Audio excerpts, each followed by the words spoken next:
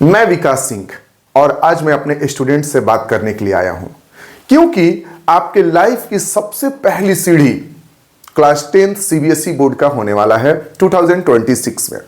तो उसके लिए मैं कुछ अपने अनुभव से आपको बताना चाहता हूं कि कैसे एग्जाम्स में अपने आप को प्रिपेयर करना है। अभी आपके पास 2 मंथ्स के आसपास रह गए हैं। अगर मैं 10-5 दिन इधर उधर कर दूं तो 1.5 महीने आपके पास लगभग बचे हुए हैं। और कैसे अपने आप को हमको उसमें प्रिपेयर करना है, क्या करना है, उसके लिए मैं कुछ बातें अपने अनुभव से आपको रखने वाला हूं, क्योंकि लगभग 7 साल से हम टीचिंग कर रहे हैं, ठीक है। और बहुत सारे स्टूडेंट्स से मिले हैं, बहुत सारे बच्चे 90% एबव लेकर आए हैं।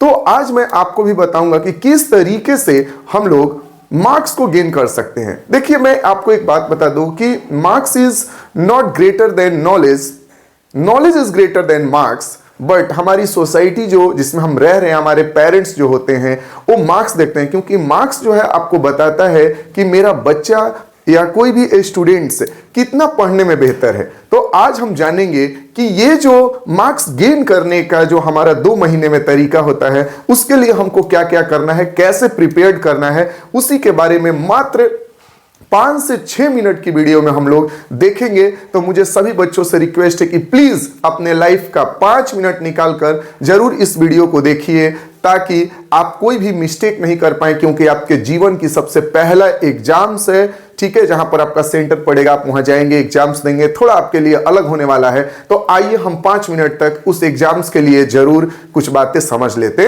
हैं। सबसे फर्स्ट पॉइंट मैं आपको बताऊंगा कि जो भी बच्चे टाइम टेबल बनाए हैं तो उनके टाइम टेबल में कहां कहां फॉल्ट आता है, उसके लिए समझेंगे। तो सबसे फर्स्ट पॉइंट में हमको समझना है टाइम टेबल, टाइम टेबल, ठीक है। तो सबसे पहले हम लोग इस टाइम टेबल को समझेंगे। देखिए, होता क्या है कि बच्चे जो होते हैं टाइम टेबल में टाइमिंग लिखना शुरू कर देते हैं कि मैं 5 बजे उठूंगा और 5 से लेके 7 बजे तक पढ़ेंगे, 9 से लेके 11 बजे तक पढ़ेंगे, 1 बजे से लेके 3 बजे तक पढ़ेंगे। ये मिस्टेक बिल्कुल भी नहीं करना है। टाइम टेबल बनाते वक्त आपको क्या करना है कि आपको ये माइंड में रखना है कि मुझे सुबह 2 घंटे पढ़ना है, दोपहर में मुझे 2 घंटे पढ़ने हैं, जो भी आपकी कैपेसिटी है। समझ गए कि नहीं? आप अपने कैपेसिटी के हिसाब से पढ़ेंगे।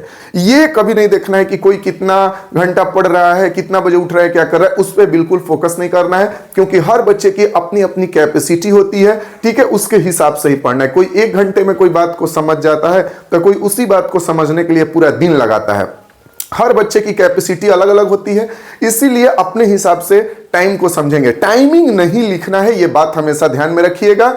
आप केवल यह समझेंगे कि मुझे मॉर्निंग में पढ़ना है, इवनिंग में पढ़ना है और रात में पढ़ना है, जो भी है। समझ गए कि नहीं? ठीक है, बस ये माइंड में रखना है, ठीक है। टाइम नहीं लिखना है। तो सबसे पहला चीज मैं आपको यही बताने वाला था, कोई भी बच्चा टाइम नहीं लिखेगा, ठीक है। दूसरी बात, प्रेशर बहुत जल्दी ले लेते हैं सभी बच्चे, प्रेशर, ठीक है। तो मैं सारे बच्चे से बोलूंगा कि प्रेशर बिल्कुल नहीं लेना है, ठीक है। प्रेशर नहीं लेना है, क्योंकि जितना ज्यादा आप प्रेशर लेंगे एग्जाम का, उतना ही ज्यादा आप कंफ्यूज हो जाएंगे और कोई भी चीज आपको याद नहीं हो पाएगा। इसलिए रिलैक्स रहिए। अरे क्या है, एग्जाम ही तो है, ऐसा थोड़ी है कि मेरा जीवन खराब हो जाएगा, ये हो जाएगा, कुछ नहीं होगा। रिलैक्स रहिए, ठीक है, टेंशन फ्री रहिए, प्रेशर बिल्कुल नहीं लेना है, आराम से पढ़ते चलना है। बस जो बच्चा रेगुलर रहेगा उसको कोई प्रेशर नहीं होगा। तो प्रेशर नहीं लेना है, सोचना नहीं है, सिर्फ अपना कंटिन्यूटी बना के रखना है। तीसरी बात हम किस चीज पर आपको बताने वाले हैं कि हाउ टू स्टडी, मतलब स्टडी करने का ट्रिक क्या होगा, मतलब किस तरीके से हम लोग पढ़ेंगे, पढ़ने का क्या तरीका है। पहला तो मैंने आपको बता दिया टाइम टेबल, दूसरा प्रेशर। देखिए, पढ़ने के लिए सबसे पहले आपको बता दें कि सबसे पहला आपको काम करना है, एक स्मॉल टारगेट फिक्स करना है डेली, ठीक है। स्मॉल टारगेट आपको क्या करना है, फिक्स करना है, छोटा टारगेट। कि आज मुझे एसएसटी में 2 क्वेश्चंस याद करने हैं, मुझे साइंस में ये वाला टॉपिक्स याद करना है। छोटा छोटा टॉपिक, एक दिन में बहुत बड़ा आपको टॉपिक नहीं लेना है, छोटा छोटा टॉपिक लेकर और उसको पढ़ना है, इतना ही लेना है ना। अरे ये तो हम कभी भी आराम से कर सकते हैं। इतना छोटा टॉपिक लीजिए कि आपका माइंड बिल्कुल रिलैक्स रहे और छोटा छोटा टारगेट को आप डेली अचीव करने की कोशिश करेंगे। दूसरी बात मैं आपको इसमें समझा दूं कि आपको अपने फ्रेंड्स के ऊपर फोकस नहीं करना है कि वो आर.डी. शर्मा किताब लेके पढ़ रहा है, आर.एस. अग्रवाल किताब लेके पढ़ रहा है, इतना मोटा मोटा किताब लेके पढ़ रहा है। इन सब चीजों पर बिल्कुल भी आपको फोकस नहीं करना है। आपको यह देखना है कि मेरा क्या कैपेसिटी है। और सिंपल सी बात बता दें, अभी आपके पास टाइम कम है, और सिंपल एनसीईआरटी बुक पढ़िए, एनसीईआरटी बुक आप लोग पढ़िए, ठीक है। और प्रीवियस ईयर क्वेश्चन सभी बच्चे करेंगे। जो प्रीवियस ईयर क्वेश्चंस आपके सामने होगा उसको डील कीजिए, और एनसीईआरटी बुक को जरूर पढ़िए। मैथ्स के लिए आपको थोड़ा सा आर.एस. अग्रवाल बुक अगर आपके पास अवेलेबल है तो उसको उठा लीजिए। इससे ज्यादा आपको बिल्कुल भी फोकस नहीं करना है कि कौन बच्चा कौन सा किताब पढ़ रहा है, तो यह चीज आपको नहीं करना है। सेकेंड थिंग, आपके YouTube पे या हर जगह बहुत सारे टीचर्स होंगे, एक से एक वीडियोस लेके आ रहे होंगे, लेकिन आपको केवल एक टीचर्स पे अपने गाइडेंस के लिए भरोसा करना है। जरूरी नहीं है कि वो ऑनलाइन ही हो। यदि आपके ऑफलाइन भी कोई टीचर्स हैं और आपको गाइड कर रहे हैं, आपका फ्रीक्वेंसी उनसे मैच कर रहे हैं, तो उनके ऊपर ट्रस्ट कीजिए और उनके साथ जुड़े रहिए। समझ गए कि नहीं? ठीक है। उसके बाद ये जो आप काम करेंगे इसको रेगुलर रखना है। क्या करना है? इसको रेगुलर रखना है।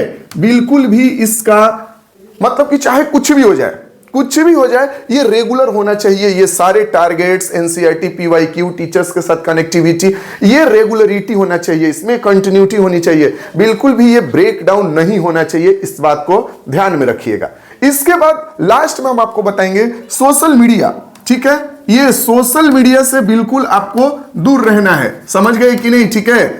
सोशल मीडिया पर आपको बिल्कुल भी टाइम नहीं देना है, खास करके रील्स वगैरह नहीं देखना है, ठीक है। आप पढ़ने के लिए या हेल्प के लिए कोई वीडियोस देख रहे हैं यूट्यूब वगैरह पर, कोई बात नहीं, लेकिन अभी आप रील्स देखना, खास करके रील्स। देखिए, कभी कभी मूवीज वगैरह देख लिए, डजंट मैटर, मूवी देखना चाहिए, अच्छी बात है, देखिए। थोड़ा बहुत शाम में खेलने भी जाइए, वो भी जरूरी है। हम तो सभी पेरेंट्स से रिक्वेस्ट करेंगे कि बच्चे को एग्जाम से तो ऐसा नहीं खेलने नहीं जाओ, घूमने नहीं जाओ, थोड़ा बहुत निकलिए ताकि आपका माइंड रिलैक्स हो। लेकिन बाहर जाइए तो ध्यान दीजिए कि हम वैसे लड़कों के साथ ज्यादा टाइम स्पेंड ना करें जो आपका माइंड डाइवर्ट करता हो। अरे यार एग्जाम है, ये चीटिंग, वो दिस दैट, ऐसे कर लेंगे, वैसे नहीं, ऐसा नहीं, ठीक है। आप भी पॉजिटिव रहिए, सब कुछ बेहतर होगा। और वैसे बच्चों से दूर रहिए, और सोशल मीडिया में खास करके रील्स वगैरह से बिल्कुल दूरी बना के रखिए। तो ये कुछ सिंपल ट्रिक्स है जो कि आपको अपने एग्जाम्स तक फॉलो करना है। और कोई भी प्रॉब्लम्स हो तो विकास सर के साथ जुड़े रहिए, हम आपकी सारी समस्याओं को दूर करेंगे जहां तक हमसे हो पाएगा। धन्यवाद।